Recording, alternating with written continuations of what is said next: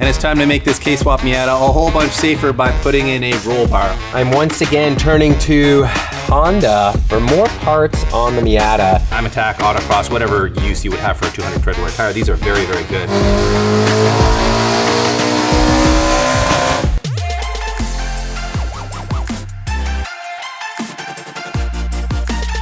Time for some more K-Swapped NC Miata, everybody. And in today's episode, we are doing the all-important wheel and tire reveal and taking this thing to the dyno to see how much power it makes. You might have to wait, though, before we fully reveal this wheel and tire setup. Instead, we're going to start things off with a huge thank you to Valvoline, who have been longtime supporters of our channel. And we use all of their fluids in all of our vehicles. And of course, we're going to use all of their best stuff in this K-Swapped Miata. We've got ATF out here for reasons we'll explain. Obviously, we've got coolant and gear oil. And for motor oil, as we explained in the last episode, we are going to run VR1 for the track and their new Restore and Protect on the street. So since we're going to the dyno and then the track right after that, we are going to fill her up with VR1, which gives us that nice high zinc formula. Next up, we've got the power steering system, which takes ATF, which, as we've discovered on a lot of projects recently, is a pretty common fluid for power steering systems. In this case, Mazda specifies Dextron 2, which this meets the specs on. So you can also see we bought a new power steering reservoir here because our old one was cracked and leaking. For those of you with vehicles that actually need a power steering specific fluid, Valvoline does offer it in their Pro Series, and they also offer brake fluid and brake clean and a bunch of other really handy stuff in their professional series of fluids. Coolant, you can see we've got our Lyle filler here, which gets a nice high point in the coolant system to help it bleed. And for pouring, of course, we've got Xerox by Valvoline in the Honda blue color specification because we have a Honda motor. Onto the gearbox here, and we actually filled it already before we went on that initial test drive after the K-Swap, but... And by we, you mean me, DP. It was a PT thing. You jumped the gun. I don't think I was here when you filled it, and that's when I realized, you put in Valvoline's 75W90, which is not yellow metals compatible, and it turns out this gearbox does have like copper or brass synchros in it, which are yellow metal, so we need to swap the fluid out for a fluid that is compatible with those type of synchros. We filled our Motive fluid transfer pump up here with the correct fluid, and this is a super handy tool. You can put whatever you need in here to transfer into a car. You pressurize the canister, then you open this valve, and it'll transfer the fluid into your gearbox just like that. And as you can see, we are using Valvoline's MTF, which is yellow metals compatible. As you would have seen in the initial episode when we K-swapped this car, we put an OE style battery in here which weighs 29 pounds. And thanks to Shahab, who's a fan of the channel and started a company called Valkyrie Engineering, he now sent us this incredibly light 4-pound anti-gravity battery in his custom Valkyrie billet aluminum mounting bracket. And the fact that we're gonna save 25 pounds in front of the front axle kind of blows me away. So thank you very much, Shahab, for that. That is incredibly kind and generous of you. Quick update on our Valkyrie Engineering battery bracket here. It fits in the position perfectly, and it's engineered to bolt down to this front cross member. However, it's not designed for a K-Swap Miata with an oil filter relocated up front here. So the battery is just touching the oil filter here. Obviously not Valkyrie's problem or fault, and we actually have a very simple solution for it that we'll show you right now. So there's the filter we took off, and this is a 2000 to 2009 Honda Insight filter, which I happen to know is an option for K-Swap guys who want a more compact filter. You can see the diameter of it is actually exactly the same. It's just about 1/4 inch shorter, which is going to give us exactly the amount of room we need. All right, the Insight oil filter is in there now, and we have a nice gap to the battery, so we have absolutely no concerns there. So we are now 25 pounds lighter with no issues about batteries contacting filters. We've got one more thing to tend to here in the engine bay, and as you can see, it is fuel related. And what we are doing is replacing our OEM injectors here that came with this engine with a set of the 440 cc's from Acura RDXs, the turbo versions. Yeah. I'll open these up. I'll show you in a second, but I got gloves on. But big thanks to the guys over at garage16.ca for these. They have these in stock, always ready to go locally here, and they helped us out. I hit them up and said, hey, we need to replace these injectors because these are actually old. We did not have the best first start. If you guys listened carefully to that start, the car ran, but it did not run well. And Tuning by Nick actually told us that he sees a little bit more power out of the RDX injectors in some cases. And look, if you guys look here, you can see the gas is right here. So if I tip this right now, we are gonna have a mess. So I'm trying my best to just hold this up and remove these injectors. Here, I'll give it the old look at the joystick. There you go. There it is. Is that the technique, That's the everybody? Technique, absolutely. Let's see here. Old school Atari joystick right there. Turn it, wiggle it. Oh, yeah, I got a little bit of fuel that came out of there. But if you guys know, you cannot use the same injector clips on the RDX injectors you can see there, but the boys over at K-Power Industries have us covered. Look at this. They just sent us over a fresh sub harness here. So all we're gonna do is unplug it here and swap it out, and then we're ready to rock. The last thing we do have to do is we do have to jump into that Haltech Elite 1500, get a proper base map loaded back into this for these injectors, and you always have to do that. When you're replacing stock injectors with bigger injectors, there is a fueling difference, and you need to go into your ECU and make the proper adjustments, otherwise this thing's gonna run very rich.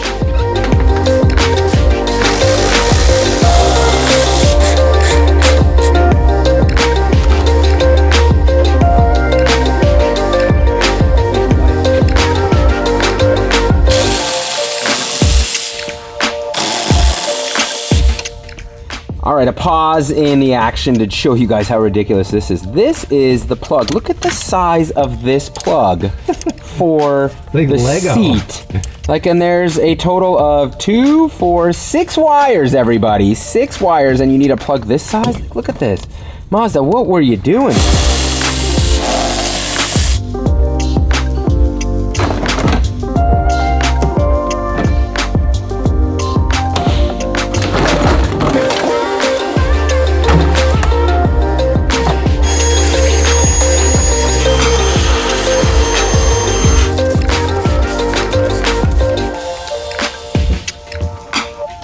And it's time to make this K-Swap Miata a whole bunch safer by putting in a roll bar. Obviously, if you're building a track-focused convertible, you need to put in a roll bar of some type. And for us, we have gone back to GC Fabrications. They are based in Britain, and they actually built the roll bar for our NB Miata build back in the day. For those of you in Canada thinking, oh my God, it must be so expensive to ship a roll bar over here from the UK, you'd be mistaken. It's actually cheaper to ship a roll bar from the UK to Canada than it is to ship one from California to Canada. We learned that the real way by actually doing it twice now. So we went this time directly to Grant at GC Fabrications. You can go to his website at gcfabrications.co.uk and see his full selection of products. He does a lot of NA and NB roll bars and roll cages and chassis braces and even like hood vents and stuff like that. However, this particular one is not in production. So I reached out to him a long time ago when we decided to do this K-Swap, and I was like, hey Grant, can you build us a roll bar? He built us this one on spec, kind of like just to hook some friends up. So this is not available for sale. However, he did say if he gets enough requests based on this build, he will put this in production for you GC guys out there. And it is a very nice bar. It's built to MSA specs, which is like the SCCA version of motorsport. It's the motorsports sanctioning body in the UK, which means it's also FIA specs. So it will meet all the specs for North American racing as well.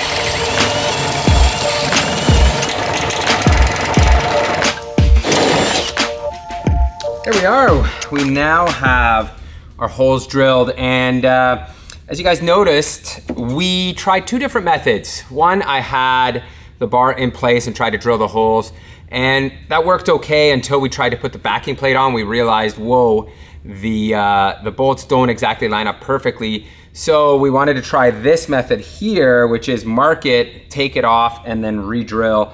and see how it's gonna line up. But I think this is the better method to go. And as you can see, I just used this stepper drill bit to open the holes up, and that is the kind of go-to if you're not like super precise and nothing, you know, if you're off a little bit, then opening up the holes doesn't really hurt in any way. And it gives you the ability to, like, once this bar is in place, you'll see in a second, we should be able to line everything up. And here is the GC Fabrications backing plate. Unlike other ones that I've used, this one actually has the nuts welded on. So that's why I said you might need a little bit of wiggle room. You can see we've got lots of room here with these opened up holes. And now everything lines up perfectly. You can see all 3 bolts go through here. And really, that was not a bad job at all. Compared to the S2000 where we had to like cut holes in the chassis and all that, this is such a simple bolt on job here.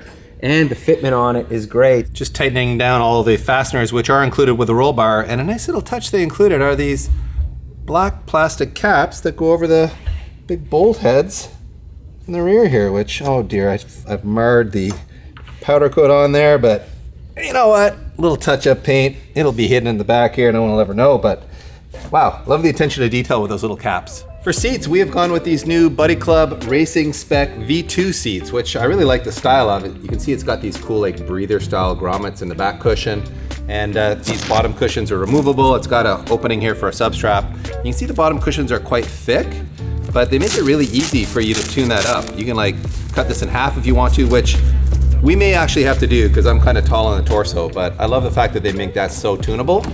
And having sat in it, I can tell you it's very comfortable. We'll talk more about it once it's in the car. It's on a PCI seat rail, which based on our research is the go-to seat rail in the NC chassis. It's incredibly adjustable. Like you can move, I don't know if I'll be able to move it around here on the table, but you can move it around in all directions, and it's obviously very height adjustable on the sides too. So it is a very nice seat bracket, I must say. We've also added on a hook here for the lap belts, but we'll show you all of that once it's in the car. Unlike the NB Miata or the S2000, where installing aftermarket seats and bases and rails and all that jazz is an absolute nightmare, this car actually has pretty decent access. I can get to all of the nuts, or sorry, all of the bolts super easily. The front one's like, look at this. Do it with my little long wand here. One-handed here, what a show off. And really the trickiest one is in the back here, but it has good access from the top. Look at this, I just go on. We are there. All right, the Buddy Club seats are in and in the position we want them in, and I think they look great and they're very comfortable. I'm a 34 to 35 inch waist, and this is their size large, so they're bigger of the 2 sizes they offer, and it fits me very well. I'm not swimming in it by any means, so it feels like the right size for someone my size, and if you need smaller, they do have a medium as well. We did throw in some 4-point harnesses just quickly here to make the car drivable, but we do have some 6-point FIA, race grade belts coming, so that will be a future upgrade. This being a track car, and well, we really dislike the OEM Mazda wheel here. We are gonna say goodbye to it. Heavy airbag as well, which is not good for race spec. Now we can remove the steering wheel, and in its place, we are going to be going with our tried and true Momo Monte Carlo, everybody. Yes, I think we have now, this is the 3rd consecutive time we have run this exact same wheel, and it's just because we love the design of it, we love the ergonomics of it, it's just so nice, timeless. And we will be going with a energy hub setup, which I will show you in a moment, but big thanks to the guys at Garage 16 once again for hooking us up with this stuff. They always provide you guys as well with a discount code in the description, so make sure to check them out. I'm once again turning to Honda for more parts on the Miata, and this is my little trick. Anytime you're installing an aftermarket steering wheel, and you want to get the horn to work, this is the easy way to do it. This is basically a brass tab from Honda off of like a 90s, I think, Integra. And what you can do here is bend this out and find where you want to attach this. I will likely put it here. And then once you put the hub on here, it's going to touch on the back and make that contact. And now I know that this wire, the green and yellow wire here, is the horn wire. So all I have to do is just connect this to here, that to there, and we should have a working horn. As you can see, that tab is working perfectly on the back of the energy hub, which now links to the quick release here. And the steering wheel will pop on. I just have to put the center horn button in place, but man, this looks so much better. And of course, attention to detail, people, we had to get the blue stitching. Just slapping the wheel on. What a satisfying sound that is. With the blue horn button in there, yes, PT, you did choose your colorways carefully. I, however, did not on these pull handles for the door cards. These are actually made by a fellow NC owner and enthusiast named Jackson, who runs a YouTube channel called Colored in Light. If you want to see a really nice NC build, go check out his YouTube channel. His company for this is called Super Auto Accessories, and they're just a very simple little pull strap that replaces the door handle here. So you unbolt this door handle and this goes in its place. He's supplied a little plug that plugs the bottom mounting point for the handle, and it just gives you more elbow room. Like, as you can see, there isn't a lot of room in here, and with a cup holder right in front of the handle, it really prevents you from using that cup holder in a comfortable way. So if you go to this strap, you have much better access to the cup holder. However, I hate that cup holder. These are NC1 door cards, and you can see the way they protrude out, and when you close the door, like, my knee is just gonna get bruised up on there. So you can either go to an NC2 or NC3 style door card that has the cup further inlaid into the door so it doesn't protrude outward. Or I think what we're gonna do is go to a blanking plate on here, like a racing style door cover. That's literally just a flat plate of like ABS plastic or something like that. Here is the OE shift knob, and it is surprisingly hefty. This thing has got a lot of weight to it, and so we went into the stash just thinking, you know, this thing's kind of worn out looking, and OEM DP? You can't have an OEM shift knob on a race car. I mean, you could, but you know, it wouldn't be that racy, would it? So Pete pulled this also very nicely weighted. I would say they're quite similar in weight, actually. And this is from Circuit Hero, is that right, Pete? Yeah. And it's also a little taller, as you can see here, which I always like a shift knob to be a little bit, you know, closer to the steering wheel, get it up a little higher. That actually looks really good and feels really good too. So yeah, I think that one's a winner. And here is our DG Motorsport Street Hardtop made of fiberglass. This is their Street Hardtop, and it comes with all the weather strips you need on it for it to make a good seal with the doors and the rest of the body. And being fiberglass with this nicely formed Lexan rear window, it only weighs like 18 to 20 pounds, where a factory hardtop weighs 60 pounds. So we are saving like over 40 pounds by opting for the DG Motorsports hardtop rather than the OEM one. We have obviously chosen to paint match ours, which I think does look good. You will need to paint the fiberglass version. However, they do have baller versions in carbon fiber. So if you got the money, I certainly recommend doing that. And as you can see, it does come with all of the hardware. This really is a super simple install, like 4 bolts here, 4 bolts in the back, and this thing is in place. And we have plenty of clearance with our roll bar here. And I really like the fit and finish on the inside too. So this is a big win for us. And it's great for the racetrack because in the event of an accident, which you never want to have, it's going to keep all your limbs inside of the vehicle. And that's why most people do opt for hardtops if they're going to the racetrack. Man, this thing is a set of wheels and tires away from greatness. So let's do that right now. Bam, and there you have it. What a difference that makes. These are a set of WED's SA72Rs wrapped in Continental Extreme Contact Force.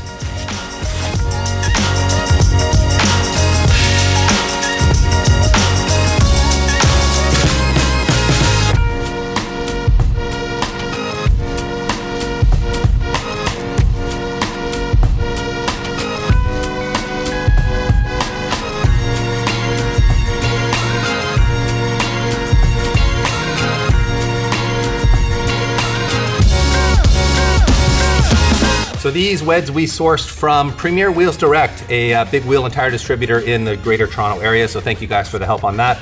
And as for the style, we really like the look of this, like, I don't know if it's a 10 or 12 spoke. It's got a very motorsports vibe to it, doesn't it? It's a flow-formed wheel, so it's light and strong, but also very affordable. And as for the color choice, I know a lot of you guys are like, oh, black, you know, doesn't show the details or whatever, but on a track car, black is very nice because you don't have to obsess over the brake dust getting kicked in there and stuff. It just hides the dirt really well. And as I mentioned, we're running Continental's Extreme Contact Force. This is their 200 treadwear track tire. It's still street legal, but it is really focused on track performance and track longevity, built in partnership with Hoosier, by the way. So it is very fast in the dry.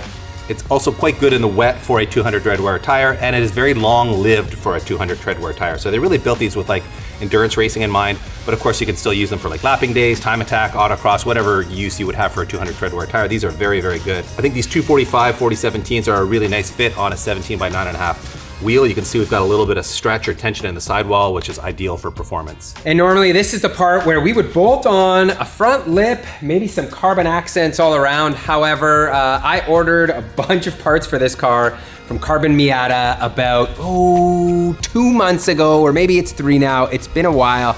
They haven't arrived, so sadly, this is the iteration that we're gonna keep this car for now until those parts arrive, and then we'll give you a video later bolting that stuff on, which is really gonna transform the look of it. But right now, with a set of wheels like this car and the NC3 parts, really actually looks very good as it is. So without further ado, it is time we load this thing up on the trailer, and we are headed off to Tuning by Nick to see what this thing makes for power.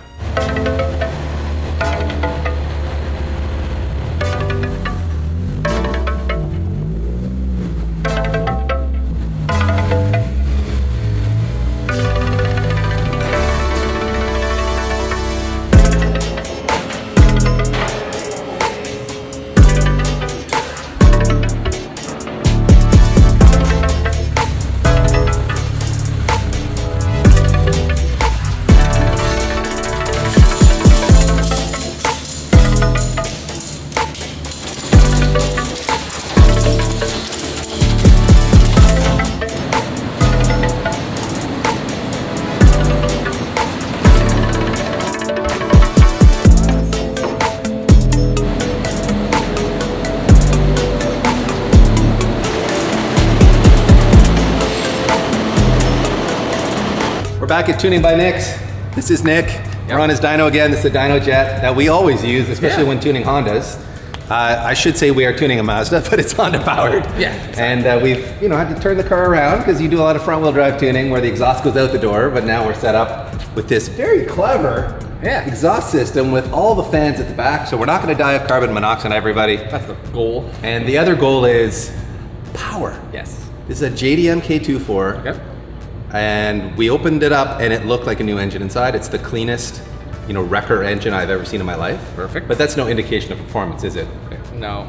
And sometimes the dirtiest ones make the most. That's correct. Yeah, we've had some greasy ones make some really good power. Yeah. And we've had some fresh ones kind of be underwhelming. And exactly. Having driven this on the street very briefly, it felt a little soft to us, but we're guessing that the tune in it is just like not that optimized. So we're cautiously optimistic or maybe even pessimistic, which is not in my nature. Peter's the pessimist here. But anyway, let's play the usual game of horsepower. Okay. What do you think, Nick? Sounds good. I don't know, like if this was in a front wheel drive application, JDM K24 was like basically full bolt on. Yeah. It would make like, it says full 3-inch exhaust, got a nice header design, big intake. On this dyno, they usually make somewhere between 230 and 240, so wow. Let me see. We'll have higher drivetrain loss in a rear drive configuration. Exactly. So maybe 220. 220, okay. That's what I was gonna say too, actually. So Nick is a very smart man. I will play prices right and go 222. Fair enough. PT? I know you're gonna go low, aren't you? I'm going low. You're going low. It's so hot today. It is. It's 91 Fahrenheit. 91. Yeah. So I'm gonna say 218. 218. Well, we're clustered tight there, everybody. Yeah. We're not giving Nick a lot of wiggle room. You know what? I'm just gonna revise mine. I'm going 228. Sounds good. I'm just gonna bump it up there. Someone's got to bump it up.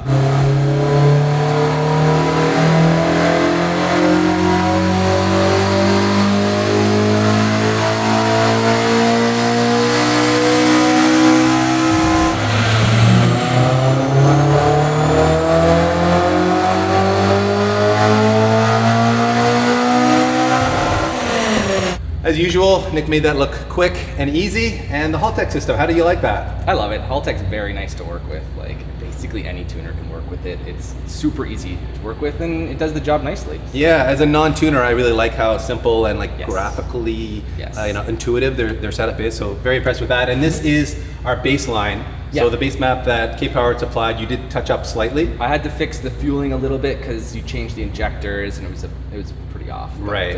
yeah, like I just fixed the scaling for the fuel and didn't do any other actual tuning. Right. And we ended up at what, 209 and 166? Yep.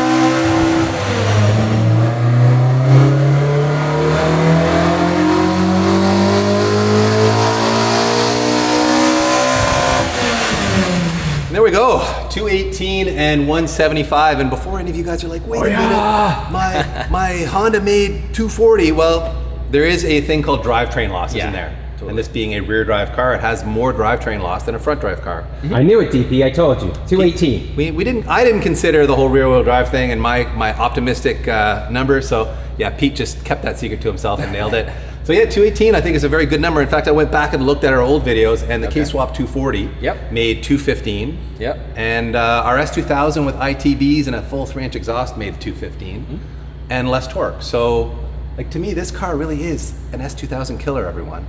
It's lighter, we got more power, way more torque. Yep. And it's a whole lot cheaper than an S2000 too. Definitely nowadays. Even when you factor in the cost of the K-Swap. Yep. I think it's quite a bit cheaper than your typical S2000. Thanks again, Nick. We really appreciate your Anytime, help. guys. It's always our man when it comes to tuning, anything K-powered. And of course, if you want to see more weird K-Swap stuff, jump over onto your YouTube channel, which is called Tuning by Nick. Yep. He's got K-Swap 911s of the 997 and soon to be 996 Soon variety. to be a 996. I see Caymans and Boxsters in here too. Yeah, we're doing it all, Porsche. So. And you now have a website, right? I do, yeah. For the parts that we've been creating for the 911 swap and eventually the Boxster and Cayman swap as well. So there you go, guys. If you want to K-swap your 911, go check out his website or hit him up on Instagram, Facebook. Yep. It's all just Tuning by Nick. Exactly. Well, we thought about giving you guys a road test at the end of this one, but you know what? We're going to save it for the next video. So we give you an all-in-one, all-encompassing driving experience where we road test it and we go to the racetrack. And of course, I shatter the S2000's lap time. It's a dream. I know I won't even come close because we're in the middle of the heat wave here, but and this is a completely, untested car. But it's going to go fast, guys. This thing is light, it's powerful, and most importantly, it's going to be a whole lot of fun.